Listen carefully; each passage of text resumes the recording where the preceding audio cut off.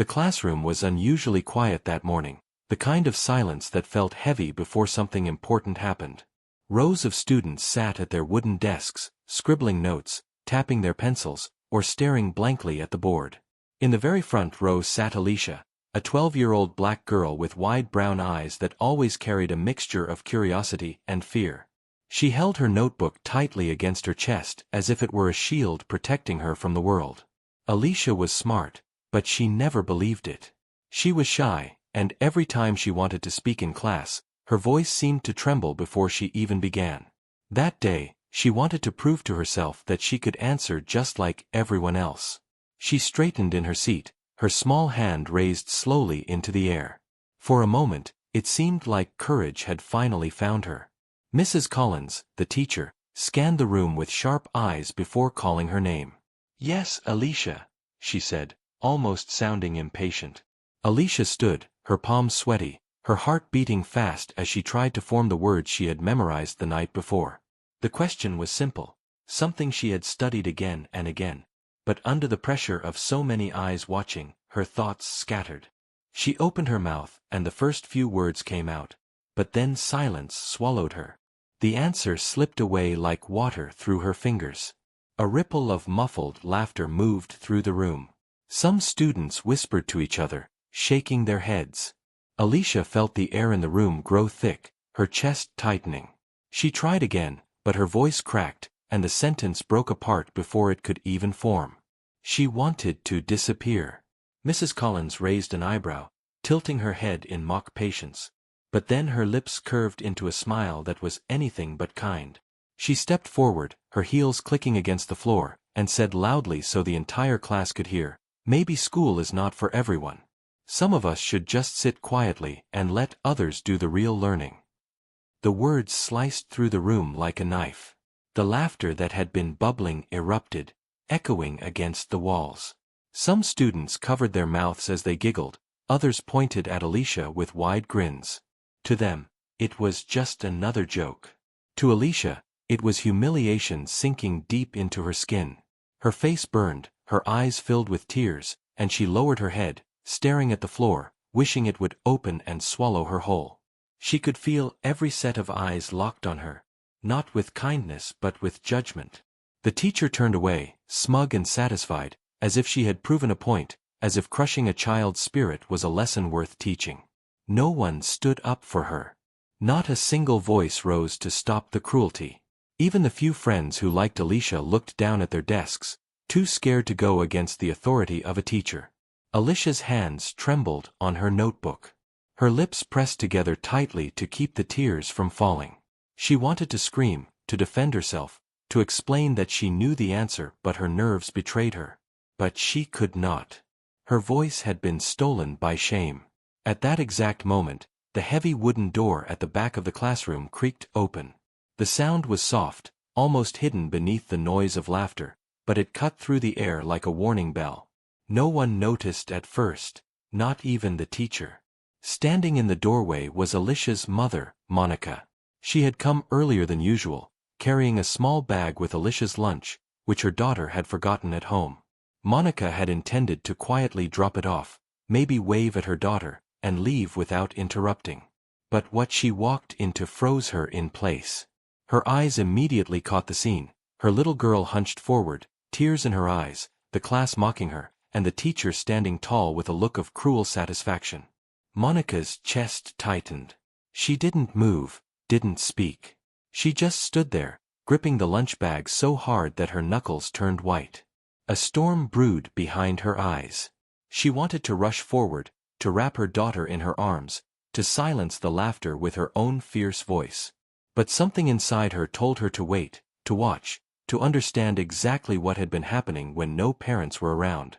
Mrs. Collins, still unaware of the presence at the door, continued the lesson as if nothing wrong had happened.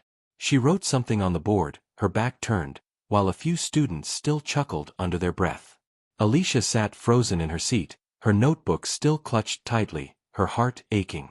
She felt more alone than ever, unaware that her mother's eyes were on her, filled with both sorrow and determination.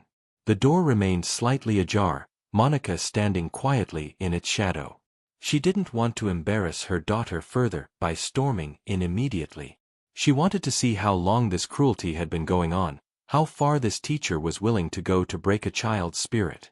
But as she watched, she could see Alicia's shoulders trembling, the fight in her daughter shrinking with each second. Monica's heart broke, but at the same time, something inside her grew fierce, unshakable. She knew that this moment would not pass without being addressed. She knew she had walked in at exactly the right time, just seconds before things could crush her daughter beyond repair.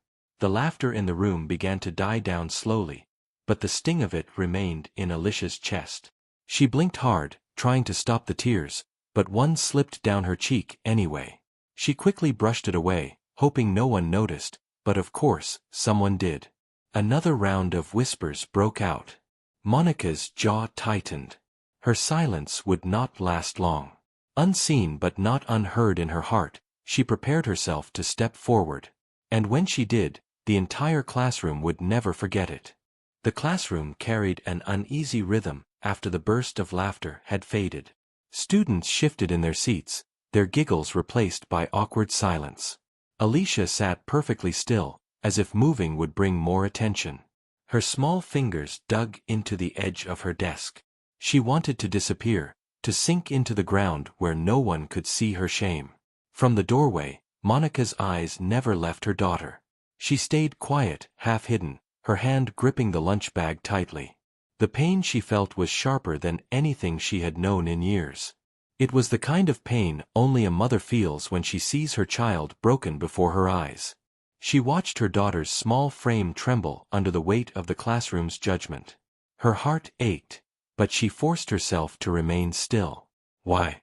Because silence was sometimes a shield, and patience was sometimes a weapon. Monica wanted to see everything, to hear every word this teacher would say. She wanted to know exactly how long her daughter had been enduring this humiliation. Mrs. Collins turned from the board, her chalk still in her hand. She surveyed the class with her usual sternness, but there was a spark of satisfaction in her eyes. She believed she had made her point, that discipline had been taught. Her voice was cold, almost mocking, as she added, "Some of you should remember, effort matters less than results. If you cannot give the right answer, you waste the time of those who can." Alicia's head sank lower. She clenched her teeth, holding back tears, but her cheeks burned. A boy in the second row let out a stifled laugh, nudging his friend, and a few more joined with small snickers. They weren't laughing at the lesson anymore. They were laughing at her. Monica's nails pressed into her palm. Rage surged inside her, but she held it down. She wanted to run forward, to tell that teacher to stop. But she waited. She wanted to see if anyone, just one child, would speak up. She wanted to see if her daughter would defend herself. But Alicia remained quiet, her voice locked away by fear. Then, Mrs. Collins's eyes slid over Alicia's clothes. Her lips curled into a smirk as she said, "And perhaps, if you want to succeed, you should at least try to look presentable. Coming to school as if you just rolled out of bed shows a lack of seriousness." The laughter returned, sharper this time. The insult wasn't just about her knowledge, it was about who she was, how she looked, how she existed. Alicia's stomach twisted, and her eyes blurred with tears. She had woken early that morning, carefully folding the very clothes her mother had ironed the night before. She had brushed her hair twice, trying to make it neat. Yet here she was, mocked for something she had taken pride in. Monica's breath caught. Her chest rose and fell, heavy with fire. She could not believe it. This was not teaching. This was cruelty, and cruelty disguised as education was the worst kind of poison. Still, she stayed in the doorway, watching, listening. The class didn't see her. Neither did Mrs. Collins. Only Alicia, trapped in shame, could feel the weight of every word. Inside her mind, Monica replayed every morning when Alicia doubted herself, every night when her daughter asked quietly if she was smart enough, good enough, worthy enough. And now she understood why. This wasn't the first time. No child could carry such deep fear from a single day. This teacher had been planting seeds of doubt for weeks, maybe months. Her hands trembled, but not from weakness. Trembled like the ground before a storm breaks. She whispered to herself, low enough that no one could hear. Not today. Not my child. Not anymore. Alicia tried to shrink smaller in her chair, but Monica noticed something else, something that made her both ache and admire. Even with tears in her eyes, her daughter did not run. She didn't ask to leave. She didn't give up. She stayed, silent but strong in her own fragile way. That courage, though small, glowed in Monica's eyes. The students began turning their attention back to the board, their laughter finally settling, but the memory of it lingered thick in the air. Alicia stared down at her notebook, blinking hard, forcing the words on the page to come into focus. She didn't want anyone to see her cry, but she couldn't stop the wetness from sliding down her cheek. Monica saw everything. She felt every tear as if it were her own. She knew that soon she would step forward, soon she would reveal herself. But not yet. Timing mattered. A single moment, chosen right, could change the entire story. She wanted her words to land when the room was at its stillest, when every ear was open, when no one could pretend not to hear. So she waited. A silent witness. A storm held back. Mrs. Collins turned once more to Alicia, perhaps sensing she had not broken her enough. Her tone dripped with sarcasm. Well, Alicia, since you don't know the answer, maybe you can at least tell us why you even raised your hand. Was it for attention? The class chuckled again. Alicia's lip trembled, her eyes staring at her desk. She whispered, almost too softly for anyone to hear. I wanted to try. The words were small, but Monica heard them clear as a bell. Her daughter's voice cracked, but it carried honesty, strength, and pain all at once. That was enough. Enough to break the silence, enough to end the waiting. Monica straightened her back, adjusted her grip on the lunch bag, and stepped forward. The door creaked wider. The class turned. And the storm finally walked in. The door groaned louder as it swung open, and suddenly every head in the classroom turned. The chatter and chuckles stopped at once. There in the doorway stood Monica, Alicia's mother, her face calm but her eyes burning like fire held beneath glass. She held the small lunch bag loosely in one hand, though it no longer mattered why she had come. Every child in the room sensed instantly that something was about to happen, something no one would forget. Alicia's eyes widened as she saw her mother step in. She hadn't noticed her standing there all this time. Shame hit her all over again. Her mother had seen everything. The cruel laughter, the mocking words, the way she had lowered her head like someone who had no worth. Tears welled up again, this time from embarrassment at being caught in her weakest moment. She wanted to hide, but Monica's presence rooted her in place. Mrs. Collins froze when she saw Monica walk in. For a second, she looked startled, but quickly straightened her shoulders, masking her unease with cold authority. Parents, she said sharply, should knock before entering. This is a classroom, not a playground. Her voice carried the same harsh edge she had used against Alicia, but it wavered slightly. She knew this woman had seen more than she wanted her to. Monica ignored her words completely.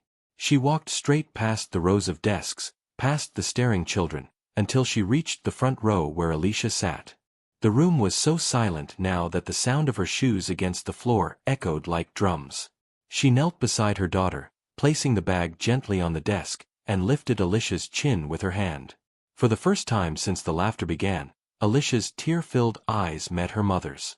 In that gaze, she saw no disappointment, no anger directed at her, only fierce love and unshakable pride. Monica whispered, softly but firmly, words only her daughter could hear. Don't you ever bow your head for anyone. You are greater than their words. Alicia's breath hitched. The strength she thought she had lost stirred faintly within her. The warmth of her mother's touch made her tears flow freely, but this time they weren't only tears of pain, they carried release, as if the weight of shame was being lifted piece by piece. The students stared in silence. None of them had ever seen something like this before. Some of them shifted uneasily in their seats, ashamed of how quickly they had laughed earlier. Others watched in awe, as if they were witnessing something bigger than the classroom itself. Monica slowly rose to her feet, turning at last to face the teacher. She stood tall, her presence commanding without a single word yet spoken. Mrs. Collins folded her arms tightly, forcing a scoff. "Your daughter," she began, her tone icy, "should learn discipline. If she cannot answer simple questions, it is my duty to point that out. Children must be prepared for the real world. Out there, no one will spare their feelings." Her words hung in the air like smoke, but Monica's eyes did not flinch. Her voice, calm yet sharp as steel, filled the room. "You are supposed to lift children up, not tear them down. A teacher's power lies in encouragement, not humiliation." The students' eyes darted back and forth between the two women. They could feel the tension like electricity. Monica's voice was not loud, but it carried more weight than any shout. Mrs. Collins bristled, her cheeks flushing slightly. "I was only teaching discipline," she repeated, as if convincing herself. Monica shook her head slowly. "No," she said, her tone unwavering. "You were teaching cruelty. And cruelty is not discipline, it is weakness disguised as strength." The room fell utterly silent again. Even the air seemed to pause. Alicia, sitting at her desk, looked up at her mother with awe. She had never seen her like this before, so calm, so strong, so certain. For the first time, Alicia felt that maybe she didn't have to be afraid of voices that tried to make her small. One boy in the back raised his eyebrows, whispering to his neighbor, "She's right." Another girl quietly nodded, biting her lip as if ashamed she hadn't spoken up earlier. The class was changing in that very moment. Mrs. Collins opened her mouth as if to argue again, but the words refused to come. For the first time in a long while, she was being held accountable, not by her bosses, not by other adults, but by the truth spoken clearly in front of the very children she claimed to teach. Her throat tightened, her face stiff. She looked down at the chalk still in her hand, but her authority seemed to shrink. Monica's gaze didn't leave her. She didn't raise her voice, she didn't insult, she didn't threaten. Her silence after those words spoke louder than anything else. Finally, Monica turned back to her daughter. She touched Alicia's shoulder and said softly but firmly, "Your voice matters. Don't let anyone take it away. Not here. Not anywhere." Alicia's chest swelled with something new, not just relief, but courage. She nodded faintly, her lips parting as if she wanted to speak. But before she could, the bell rang, a shrill sound that startled everyone. The students began gathering their things, but the air was still heavy with the moment that had just passed. Some looked at Alicia differently now, their earlier laughter replaced with guilt. Others avoided her eyes entirely, as if ashamed of themselves. Mrs. Collins remained stiff, pretending to shuffle papers at her desk, though everyone could see her hands shaking slightly. As the class filed out, Alicia stayed seated, her mother standing beside her like a shield. For the first time in weeks, she didn't feel small. She felt seen. And she knew, deep inside, that this moment was not the end. It was only the beginning. The bell had rung, yet no one in the classroom moved quickly. Students shuffled slowly, their eyes darting between Alicia, her mother, and the teacher.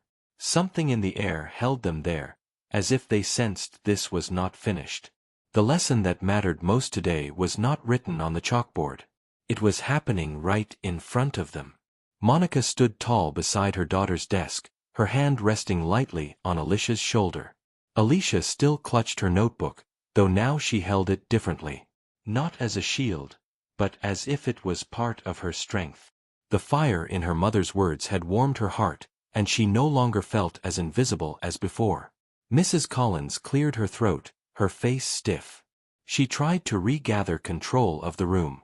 "Class dismissed," she said, her voice cold. But the children lingered, pretending to pack their bags slowly, curious to see what would happen next. Even at 12 years old, they knew something unusual was unfolding. Monica's gaze never wavered. She looked straight at Mrs. Collins, her voice calm but sharp enough to cut the air. "A teacher is supposed to be a guide," she said. "A teacher is supposed to help children rise higher, not push them down lower.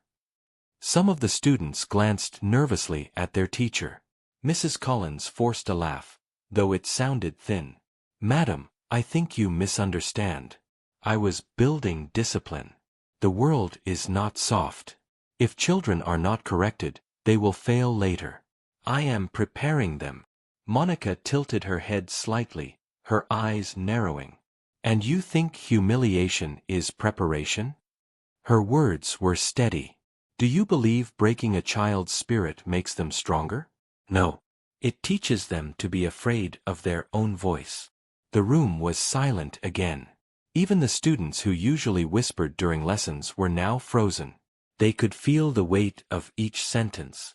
Mrs. Collins adjusted the papers on her desk nervously. She tried to keep her authority. "You have no idea how difficult it is to handle a class full of children.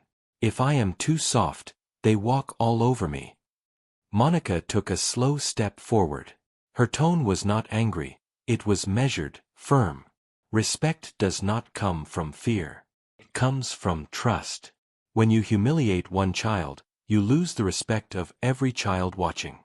Look at their faces. Do you see pride? Do you see motivation? Or do you see shame and silence?" The students avoided eye contact with their teacher. One girl in the back whispered, "She's right," but quickly covered her mouth. The truth was spilling into the room, and it could no longer be ignored. Mrs. Collins opened her mouth to respond, but Monica did not give her the chance. "You looked at my daughter," she continued, "and saw weakness. But I see a fighter. She raised her hand because she wanted to try. That is courage. And you punished courage with cruelty." The words struck deep. Alicia's eyes widened. For so long, she had believed that her nervousness was a flaw, that stumbling over an answer meant she was foolish. But hearing her mother name her act as courage made her heart swell. She wasn't weak. She had been brave all along. Mrs. Collins's lips pressed into a thin line. Her pride was being pierced, but she still tried to maintain control. "You do not understand the pressures of teaching," she said bitterly. "You stand there judging me when you have no idea what it takes." Monica's eyes softened for a moment, but her voice remained firm. "No one asked you to be perfect. But every parent expects one simple thing, that their child will be safe in this room, safe to learn, safe to grow. If you cannot offer that, then you are not teaching, you are just standing at the front of a room with chalk." The words hit harder than a shout ever could. Even the walls of the classroom seemed to absorb the truth. Alicia finally found her own voice. She stood slowly, her notebook pressed against her chest. Her voice shook at first, but she spoke anyway. "I'm not stupid," she said, her eyes fixed on Mrs. Collins. "I can learn. I just need time. You laugh at me now, but one day I'll be the one teaching others." The class gasped quietly. The same children who had laughed earlier now looked ashamed. Some lowered their heads, realizing they had joined the cruelty without thinking. Monica placed her hand gently on Alicia's back, her smile full of pride. "That's my girl," she whispered, loud enough for her daughter but soft enough to carry strength without boasting. Mrs. Collins's face tightened. For the first time in her long career, she felt the ground shifting beneath her authority. She had always believed fear was strength. But in that moment, in front of her students, she realized how small she looked compared to the courage standing before her. Monica took one final step closer. Her voice, low but strong, filled the space. "Every child deserves dignity. Every child deserves encouragement. If you cannot give that, then you should not be standing in this classroom at all." The room erupted in silence, a silence thicker than noise, heavier than words. Mrs. Collins opened her mouth, but nothing came out. For once, the teacher who always had a sharp remark was speechless. And in that silence, the students learned a lesson no textbook could ever teach: the power of dignity, the value of respect, and the courage of speaking truth at the right moment. Alicia's eyes no longer looked down. She stood taller, her voice still trembling, but her spirit unbroken. She had spoken. And in speaking, she had begun to change everything. The classroom felt frozen in time. The walls, the desks, even the air itself seemed to hold its breath after Monica's last words. Mrs. Collins stood stiff at the front of the room, her knuckles white from gripping the chalk. The students sat wide-eyed, waiting to see what would happen next. And in the middle of it all was Alicia, standing quietly beside her desk, her notebook pressed against her chest like armor. For a moment, no one spoke. The silence was heavy, almost unbearable. But then, something unexpected happened. Alicia's small voice, soft but determined, broke through the stillness. "I'm not stupid," she said. Her voice wavered, but her eyes locked on the teacher. A hush spread through the room. No one giggled this time. No one dared. The courage in her trembling words silenced them all. She swallowed hard and continued. "I can learn. I just need time. Sometimes the words don't come out right away, but that doesn't mean I don't know them. That doesn't mean I'm less than anyone else." Her classmates stared. This was the same girl they had laughed at only minutes earlier, the same girl who had lowered her head and wished to vanish. But now she was speaking differently, like someone who had found a piece of herself she didn't know was there. Mrs. Collins shifted uncomfortably. She opened her mouth, but Alicia didn't stop.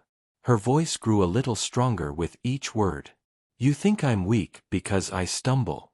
But raising my hand even when I'm afraid, that is strength. You laugh at me today, but one day, I'll be the one teaching others." The classroom filled with an almost electric energy. A few students nodded without realizing it. Others lowered their eyes, guilt burning in their faces as they remembered how quickly they had joined in the laughter. For the first time, Alicia's words made them feel small, not because she wanted to shame them, but because the truth of her courage reflected their silence. Monica stood beside her daughter, her hand gently resting on her shoulder. She didn't speak. She didn't need to.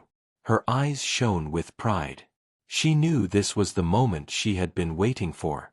This was why she had held back earlier, so her daughter's own voice could rise. A boy in the second row, usually one of the loudest in the class, whispered, "She's right." His voice was barely audible, but it was enough. The quiet agreement rippled through the room. Another girl nodded slowly, her eyes on Alicia with something like respect. Mrs. Collins tried to regain her authority. She forced a tight smile and said, "Well, Alicia, it's good you have confidence. But this is still a classroom. We must focus on correct answers, not speeches." Her words sounded hollow, even to her own ears. The students didn't look at her. Their eyes stayed on Alicia, waiting for what she would say next. Alicia took a deep breath. Her knees trembled, but she stood taller. "Correct answers matter," she said, "but how we treat people matters more. A wrong answer can be fixed. But words that hurt, they stay. They make people afraid to try again. Isn't school supposed to be a place where we can try?" The words struck like a spark in the dark. The class shifted uneasily. Some looked at the teacher, some looked at the floor, but none could deny the truth. Monica's lips curved into the faintest smile. Her daughter was not just defending herself, she was teaching a lesson to everyone in the room. Mrs. Collins's face turned red. She was not used to being challenged, especially not by a child. She glanced at the door, perhaps hoping the moment would end, but it didn't. The silence of her students, their watchful eyes, told her that this confrontation was not going to vanish. Alicia's voice softened, but it carried even more weight. "I come here to learn. I don't want to be afraid anymore. I don't want anyone else to feel afraid either. We all make mistakes. That's how we learn. But if mistakes turn into laughter and shame, no one will ever be brave enough to raise their hand again." Her words lingered in the air. Even the ticking clock on the wall seemed louder than usual, measuring the weight of her courage. For the first time, Mrs. Collins had no reply. She looked down at her desk, the chalk slipping from her fingers, rolling onto the floor with a soft tap. The students sat in silence, their faces thoughtful. A girl in the back raised her hand hesitantly and said, "She's right, Mrs. Collins. Sometimes we don't answer because we're scared of being embarrassed. Not because we don't know. Another boy added, if Alicia can try even when she's nervous, maybe we should too. Alicia turned slightly, surprised, and saw several of her classmates nodding. The same children who had laughed at her minutes ago were now looking at her with admiration. For the first time, she didn't feel small in their eyes. She felt seen. Monica stepped closer to her daughter and said gently, "This is your strength, Alicia. Don't let anyone ever take it from you." The girl nodded, her heart pounding but full. She had spoken her truth, and the room had changed because of it. The confrontation wasn't over. The teacher still stood at the front of the room, wrestling with her pride. But Alicia had already won something greater than the argument. She had won her own voice. And once a voice is found, it cannot easily be silenced again. The sun dipped lower in the sky as Alicia and her mother walked home together. The street was quiet, but the silence between them carried heavy meaning. Alicia clutched her mother's hand tighter than usual. She was no longer trembling, but her heart still ached from the cruel laughter that had echoed in her ears earlier that day. Mrs. Collins's words kept circling in her mind like a shadow that would not leave. Maybe school is not for everyone. That sentence had burned her pride, but her mother's strength in the classroom gave her a strange new courage. At home, her mother sat Alicia down at the kitchen table. "Sweetheart," she said softly, "you are not the problem." That woman's words came from her own weakness, not yours. Alicia's mother poured her a glass of water and continued, "You must remember, people will always try to pull you down when they feel threatened by your light. But you cannot let them win." Alicia listened closely, her small fingers tracing the rim of the glass. For the first time in hours, she felt the warmth of hope return. Later that evening, Alicia sat at her desk with her homework spread out in front of her. She wanted to give up. The math problems blurred together, and the history essay felt impossible. But then she remembered how her mother had stood tall in front of the teacher, unafraid, unshaken. Alicia whispered to herself, "I can do this. I'm stronger than she thinks." Slowly, she began working through the problems, one step at a time. It wasn't easy, but every number she solved and every sentence she wrote felt like a small victory. The next day at school, the atmosphere was different. Word had spread about what had happened in Mrs. Collins's classroom. Some students whispered to each other in the hallway, sneaking glances at Alicia. A few of them looked guilty, remembering how they had laughed when she was embarrassed. Others simply avoided eye contact. But Alicia walked with her head a little higher, repeating her mother's words in her mind like a shield, "You cannot let them win." Inside the classroom, Mrs. Collins tried to act as if nothing had happened. She greeted the class with her usual cold smile, but her voice carried a trace of unease. When she looked at Alicia, her eyes darted quickly away. Something had changed. The balance of power was no longer the same. Alicia could feel it. During the lesson, Mrs. Collins called on another student, but Alicia raised her hand. The room went silent. No one expected her to volunteer after what had happened. Mrs. Collins hesitated, then finally said, "Yes, Alicia?" Alicia's voice was steady as she answered the question. She explained the math problem clearly, step by step. For a moment, the class listened in silence. When she finished, Mrs. Collins gave a short nod and moved on, but Alicia noticed something. The teacher didn't smirk this time. She couldn't. At lunch, Alicia sat with two classmates who had once laughed at her. They shifted uncomfortably before one of them finally said, "Hey, we're sorry about yesterday." Alicia looked at them carefully. Part of her wanted to stay angry, but another part knew this was a chance to show the strength her mother always talked about. "It hurt," Alicia said honestly, "but I won't let it stop me." The two girls nodded, looking relieved. It wasn't a perfect moment, but it was a start.